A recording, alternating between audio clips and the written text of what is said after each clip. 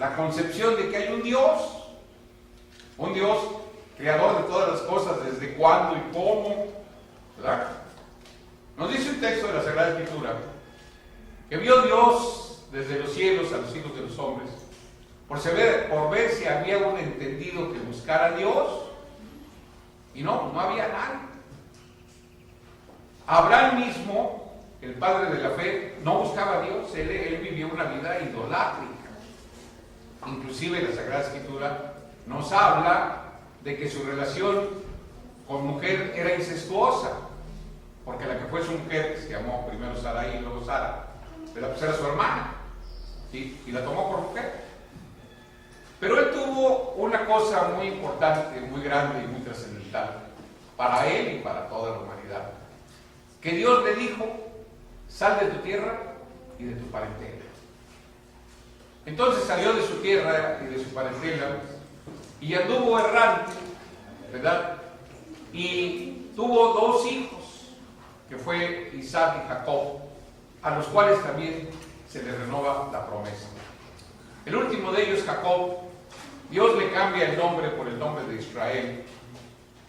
E Israel tiene 12 hijos, que tradicionalmente son conocidas como las 12 tribus de la casa de Israel. El último, o no el último, sino el penúltimo de los hijos, los que tuvo con la mujer que más amaba, se llamaba Rachel, se llamó José. Yo creo que muchos de ustedes han visto, o en la televisión, o en el teatro, o en el cine, la historia de José. Y José introduce a su padre y a sus hermanos a la tierra de Egipto. De acuerdo a lo que dice la Sagrada Escritura, ahí van a permanecer más de 400 años.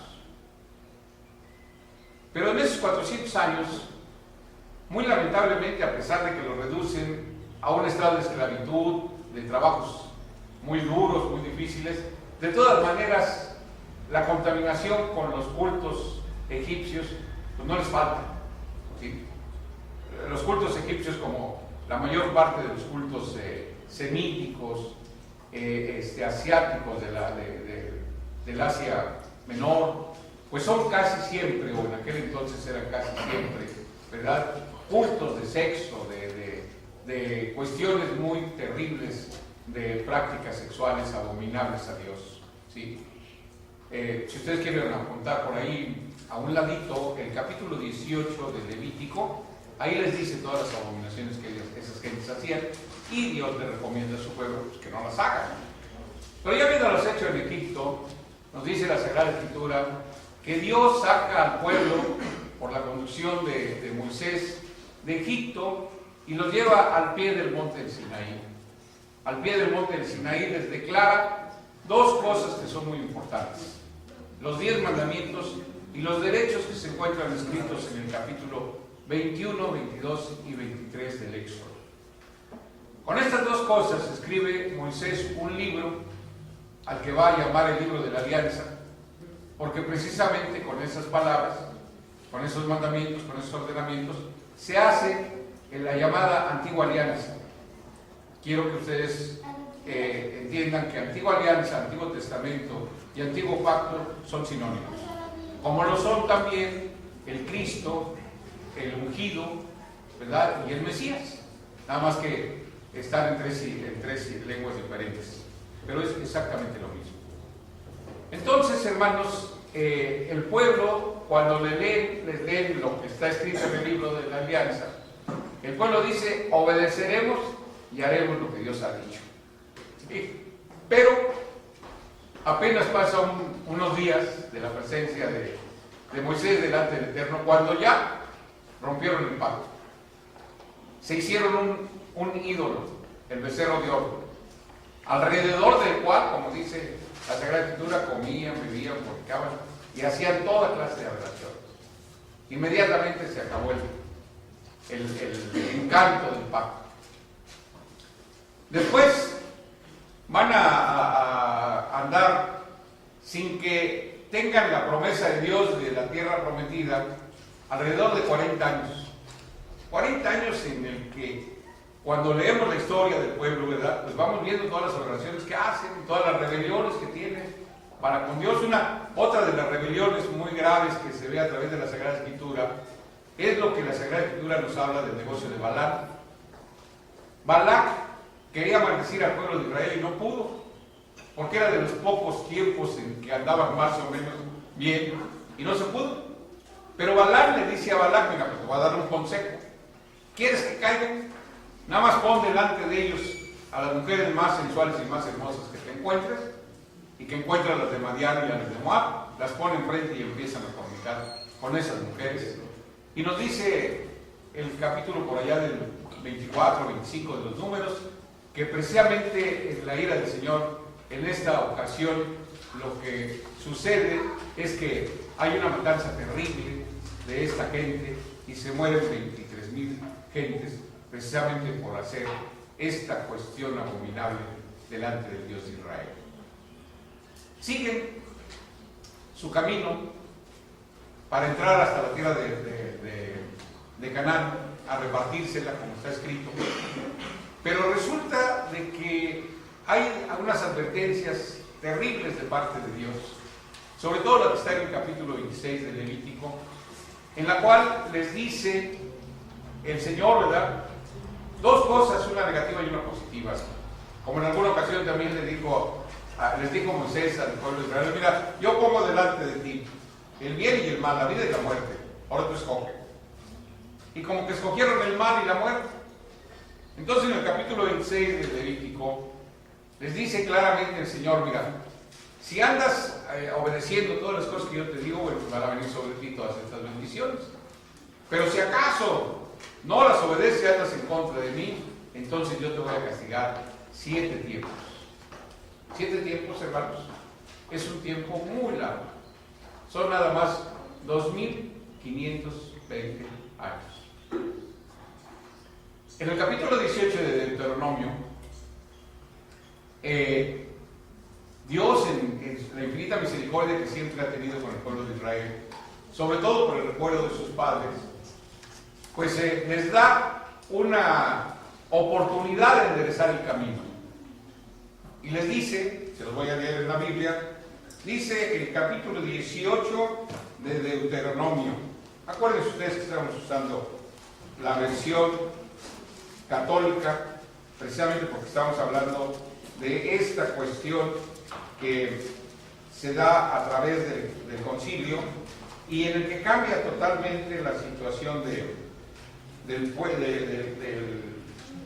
la Iglesia Católica en relación con el pueblo de Israel, reconociéndolo ya como lo reconoce, dentro de esa calidad que él tiene ya como pueblo elegido. Dice el capítulo 18 de Deuteronomio, el verso es el 15. Dice: tu Señor Dios te suscitará un profeta de tu nación, de entre tus hermanos como yo, y a él oirás conforme se lo pedís al Señor Dios tuyo en Horeb. Cuando se juntó todo el pueblo diciendo: no oiga yo otra vez la voz del Señor Dios mío, ni viva más ni vea más este fuego espantoso, porque no muera. A lo que me contestó el Señor: en todo lo que has dicho, ha hablado bien de este pueblo. Yo le suscitaré un profeta de en medio de sus hermanos, semejante a ti, y pondré mis palabras en su boca, y les hablará todo lo que yo le he mandado. El profeta Daniel, en una profecía que se llama la profecía de las 70 semanas, tiene tiempo y forma para que aparezca ese profeta. ¿Sí? El apóstol Pablo, en la carta a los Hebreos, habla precisamente de esa similitud que hay entre el trabajo de Moisés y el trabajo de Jesucristo, como mediadores entre ellos, el pueblo y Dios.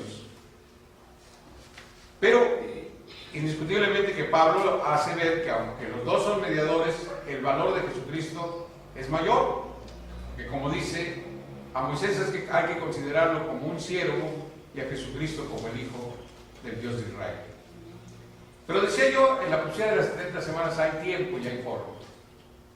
Esa profecía nos habla, nos dice, no sé si había por aquí pero nos dice que la aparición del Mesías en Israel va a ser cuando se cumpla la semana número 69, la semana número 69 de las 70. Esa semana número 69 es precisamente en aquella en que cumple los 30 años Jesús de Nazaret. En la semana número 70 dice que a la mitad de la semana, tanto en la semana de años, o sea, los 3,5 años, como a la mitad de la semana literal, o sea, el día miércoles, se le va a quitar la vida al Mesías, lo cual así pasa, así sucede. Pero cuando el Mesías ya está listo, en aquel día en que lo bautizan, en que es ungido del Espíritu Santo, porque dice la Sagrada Escritura que cuando estaba siendo bautizado, descendió del cielo el Espíritu Santo en forma corporal como una paloma, y la voz del cielo que dice: este es mi Hijo en el cual tengo contentamiento. A este es al que tienen que oír. Dice la Sagrada Escritura, y dice bien, porque él mismo lo decía, él mismo lo pronunciaba: no soy enviado sino a las ovejas perdidas de la casa de Israel. Y a sus discípulos, cuando los toma, los 12, les dice: no vayan por casa de gentiles, ni vayan en la casa de los ¿cómo se llama? De los samaritanos. Id antes a las ovejas perdidas de la casa de Israel. O sea, tanto él como los discípulos no tenían otra misión más que ir a la casa de Israel, o sea, hablarle a los judíos, nada más. Cuando alguien dice que no, que vino a nosotros, no es cierto. Vino de manera indirecta, pero directa nada más al pueblo de Israel. ¿Sí? Nada más a ellos. ¿Qué venía a hacer con ellos? ¿Qué les venía a enseñar a ellos? ¿Verdad? Porque si dice la Sagrada Escritura que él estaba instruido en la ley, respetaba la ley, enseñaba la ley, respetaba los festivales judíos y los hacía junto con su pueblo. Yo alguna vez me pregunté, bueno, pues, ¿qué les trajo, no? ¿Sí? Hay mucha gente que no sabe esto, ¿no? Bueno, ¿qué trajo para el pueblo judío? ¿Sí? Entonces les dice Jesucristo, para hacer conciencia, dice: ¿saben qué? Ustedes son ciegos. Y aquellos de ustedes le dicen: no, fíjate que no. Nosotros somos hijos de Abraham y nunca le servimos a nadie. Dice: bueno, pues de cierto les digo que todo aquel que le sirve al pecado es siervo del pecado. ¿Qué es el pecado? Pues muy sencillo. El pecado es la transgresión de la ley. Y todo el pueblo se había constituido en transgresor de la ley. Desde los días del becerro se constituyeron en transgresores de la ley. Como dice la Sagrada Escritura, ahí mismo en el 32 de Deuteronomio, cuando Moisés se presenta delante del Eterno, el Eterno le dice: ¿sabes qué? Déjame que los destruya a todos. ¿Verdad? Y Moisés le dice: no, Señor, perdona su pecado. Si no, ráeme de tu libro que has escrito. Y le dice al Señor: no. Al que pecare, a ese raeré yo de mi libro. Llévalos, que en el día de mi visitación yo haré juicio sobre su pecado. Fíjense que hay dos cosas aquí muy importantes, ¿no? Muy importantes. Primero, lo primero que tenemos que considerar es que la paga del pecado, ¿qué es, hermano? Muerte.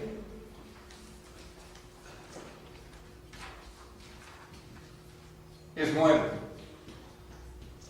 Y después, otra cosa muy importante, ¿no? El libro de la vida. Al que pecare yo lo raeré de mi libro. Los pecadores no están inscritos en el libro de la vida, y la paga del pecado es la muerte. Acuérdense que estamos hablando del pueblo de Israel. Y entonces le va a enseñar al pueblo de Israel y le dice: ¿por qué causa vives constitucionalmente en el pecado? El apóstol Pablo lo habla con mayor claridad.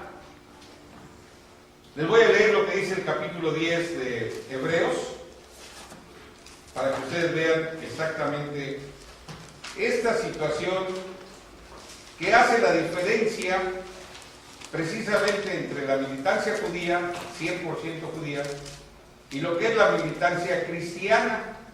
¿Sí? Dice así la carta que escribió el apóstol Pablo a los hebreos.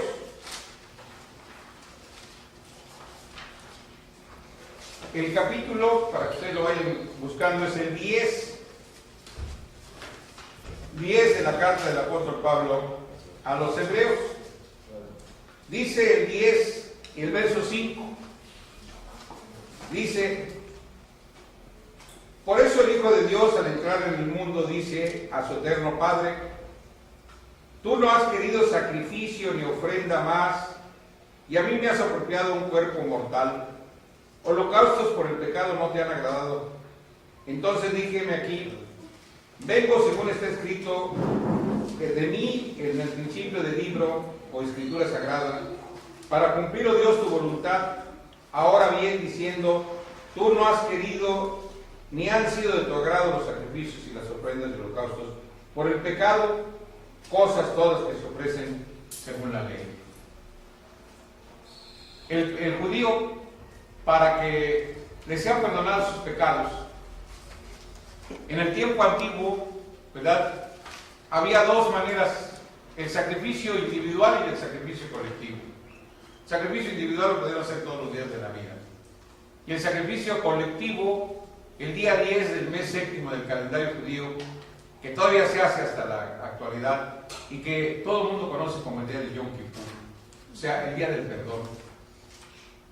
Pero ese perdón es un perdón, pues vamos a decir, parcial, no es un perdón total. Pero de todas maneras, como existe ese sacrificio cada año, los sacrificios colectivos, siempre viven en el pecado, siempre están pecando. Sin embargo, dice la Sagrada Escritura que viene Jesucristo, y Jesucristo trata de hacerles entender que hay otra manera de justificar sus pecados, y que es con su propio sacrificio. ¿Sí? Pero una vez que se ha hecho uso de la sangre preciosa de Cristo para el perdón de los pecados, ya no puede pecar más. ¿Sí? Ese era el mensaje que Jesucristo, el bendito Salvador, había traído para el pueblo judío. Esto es lo que yo siempre he llamado la doctrina doméstica, o sea, la doctrina de la casa de Israel, o para la casa de Israel. Por eso decíamos, este es Jesús de Nazaret para los judíos. ¿Y ahora cuál es para los gentiles? ¿Verdad? Para el resto de todas las naciones, ¿cuál es la doctrina de Jesucristo? La doctrina de Jesucristo para los gentiles se da después de la resurrección. Después de la resurrección llega a sus discípulos y les dice: ahora sí, yo les dije en el principio que no fueran a los gentiles ni a los samaritanos. Pero dice el capítulo 16 del Evangelio de San Marcos, hermanos míos. Dice así, Marcos, capítulo 16, dice de esta manera, verso 15 y verso 16. Por último les dijo: id por todo el mundo, predicad el Evangelio a todas las criaturas, y el que creyere y se bautizare se salvará, pero el que no creyere será condenado. Dos cosas les enseña que son muy importantes, ¿verdad? El Evangelio y el bautizo. Mucha gente anda por la calle, u otros tantos en las casas o con los amigos, en fin, y dice: ¿sabe qué? Le traigo a usted el Evangelio. A ver, ¿usted sabe qué es el Evangelio? Cuando ya hemos analizado los textos de la Sagrada Escritura, encontramos finalmente que el Evangelio es oír la voz de Dios. Lo más importante en la vida de un hombre religioso es oír la voz de Dios, porque la religión es de Dios. Dice un texto de la Sagrada Escritura, creo que se lo decía al principio, ¿no? Pero es la vida eterna, que te conozcan al Dios verdadero y a Jesucristo, el cual has enviado. Entonces, a ese Dios, ¿quién lo conoce? ¿Quién sabe qué es lo que Dios quiere? ¿verdad? Decía Jesucristo, el bendito Nazareno, cuando le iban a buscar su madre y sus hermanas. Decía así: ¿y quién es mi madre? ¿Y quiénes son mis hermanas? Porque mi madre, mi padre y mis hermanos son todos aquellos que hacen la voluntad de mi Padre que está en los cielos. Hay mucha gente que sigue al hombre, que sigue muchas cosas, pero casi la mayor parte no siguen a Dios. Lo muy importante es estar ligados con Dios. Dios dice en su palabra: y será que si oyeres la voz de Dios para guardar todos estos mandamientos que vendrán sobre ti, te alcanzarán todas estas bendiciones. O sea, la relación es personal entre Dios y el hombre, individual. No, si acaso yo me salvara, por el hecho de salvarme, yo no salvo a mis hijos, ni a mi mujer, ni a mi mamá, ni a nadie. Yo soy solito. Y si yo me condeno, tampoco ellos se van a condenar junto conmigo. Cada quien delante de Dios tiene su propia circunstancia. Un texto de la Sagrada Escritura dice que es menester que todos comparezcamos delante del tribunal de Cristo para que cada uno reciba, ¿verdad?, lo que merezca de acuerdo a lo que haya hecho por medio de este cuerpo, sea bueno o sea malo. Pero la doctrina del Señor Jesucristo nos enseña a que hagamos todo lo bueno que se pueda hacer, ¿verdad? Entonces, lo primero es aceptar ese evangelio. Escuchar, entender, saber cuáles son los mandamientos de Dios. Podemos empezar por los 10, ¿verdad? Hay muchos que ni siquiera conocen esos 10, menos van a conocer todos los demás, ¿no? Pero empezar por ahí, por los 10. Y luego ver todo lo que Dios ha mandado. ¿Para qué lo ha mandado Dios? Dios ha mandado sus mandamientos y sus derechos para perfección, para santificación. Si ustedes lo quieren leer un poquito mejor, más allá de lo religioso, viene la educación. La doctrina judeo-cristiana es educación, es educarnos para saber cómo comportarnos siempre con belleza espiritual, ¿verdad? Y después dice la Sagrada Escritura que viene el bautizo. El bautizo es el acto por medio del cual, dice Pablo, el cuerpo del pecado es deshecho para que no le sirvamos más al pecado. Para eso sirve el bautizo. Dice Pedro, escribió el apóstol Pedro y dice que el bautismo que ahora corresponde nos salva no quitando las inmundicias de la carne, sino como en demanda de una buena conciencia delante de Dios.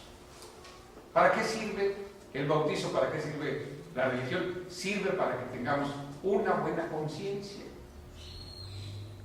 Yo veía antier, creo el viernes, todo el día estuvieron sacando varios documentales sobre el problema del maltrato a la mujer. ¿Sí?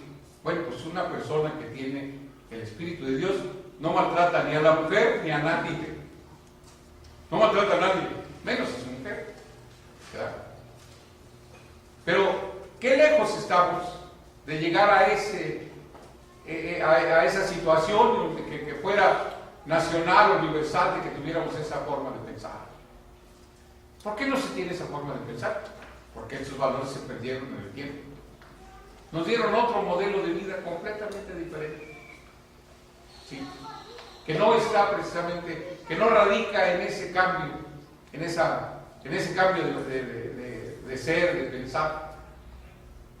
Dice un mandamiento de Dios que es importante, enorme, precioso: honra a tu padre y a tu madre para que tus días se alarguen en la tierra que Dios te da.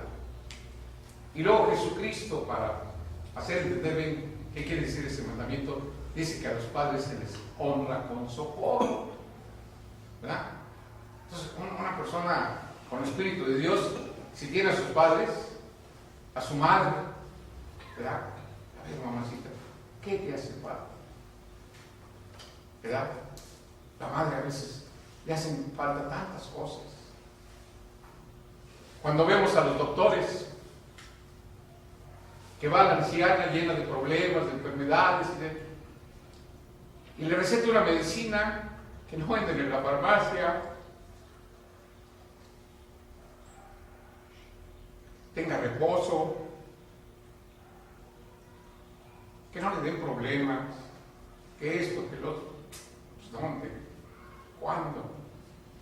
Si hay hijos ingratos o hijas ingratas y la llenan de problemas y la llenan de sufrimientos, pues ¿dónde se va a aliviar? Esa medicina no la venden en las farmacias. Esa medicina es de la relación, de alguien que tenga realmente los valores. Dice el apóstol Pablo en la carta que escribió a los romanos, dice que el hombre tiene dos maneras de comportamiento.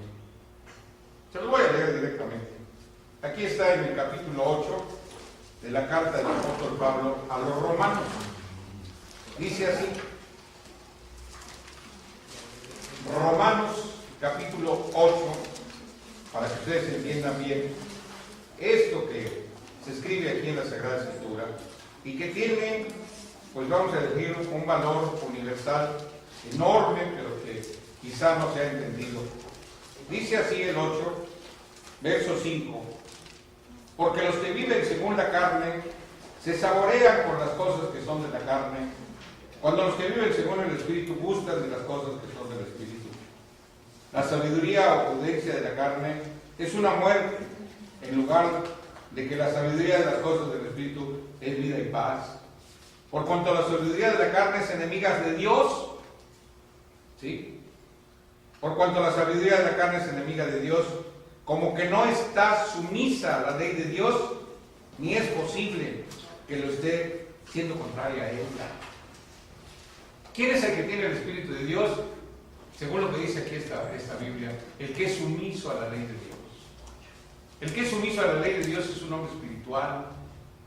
El que no, hay gente que ni la conoce. ¿Cuál es la personalidad media del mexicano? ¿Verdad?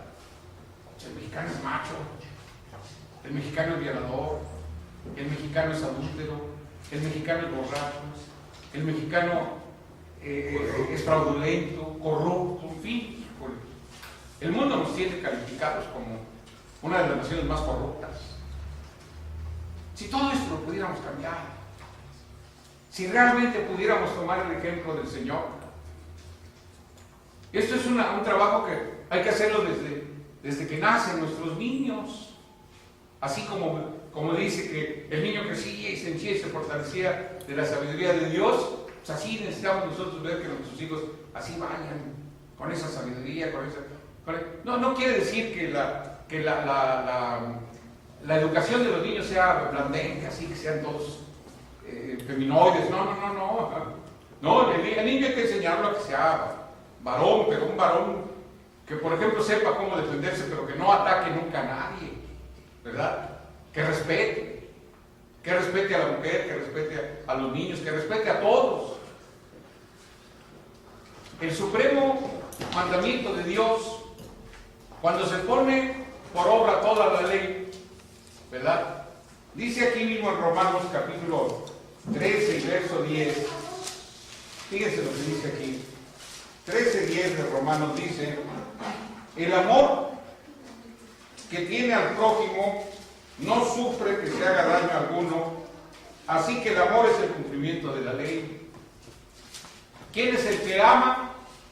Cuando vemos la ley tiene muchos mandamientos para amar al prójimo. Hay muchos mandamientos. Por ejemplo, las festividades. La primera festividad, que es la de Pascua, dice que a los 10 días del mes primero del calendario hebreo, el judío tenía que ir y escoger un borreguito para sacrificarlo el día de Pascua.